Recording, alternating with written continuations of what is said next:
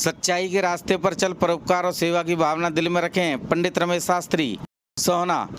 क्षेत्र के जाने माने प्रमुख समाजसेवी पंडित रमेश शास्त्री ने कहा है कि 84 करोड़ योनि के बाद मनुष्य जीवन मिलता है, इसलिए प्रत्येक मनुष्य को अपने जीवन में सदैव सच्चाई के मार्ग पर चल, परोपकार और सेवा की भावना दिल में रखनी चाहिए और प्रतिदिन प्रभु का स्मरण करना चाहिए, क्योंकि प्रभु भक्ति में लीन इंसान का जीवन सफल होता है।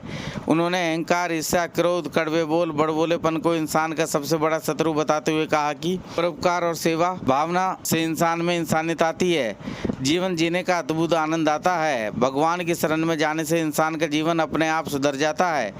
जाने माने समाजसेवी पंडित रमेश शास्त्री आज शहर में चौधरी देवीलाल मोड़ पर बाबा मोहन राम से आने वाले श्रद्धालुओं के सम्मान में आयोजित किए गए भंडारे के शुभारंभ अवसर पर आयोजित भंडारे में उपस्थितों के बीच मुख्य वक्ता रूप में बोल रहे थे।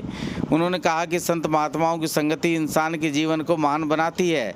सच्ची श्रद्धा व भाव से किया गया दान ही जीवन में काम आता है। धार्मिक आस्था रखते हुए इंसान को आपस में प्रेम, प्यार, भाईचारा, मानवता की सीख देता है।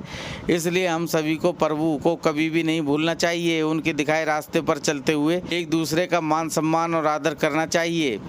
किसी का कोई भी कर्म हो, कोई भी क्षेत्र हो, लेकिन उसमें सबसे पहले इंसान में इंसानियत जरूरी है, और जो इंसानियत तभी संभव है जब हम भगवान की शरण में जाएं और अपने अंदर सद्गुण अपनाएं।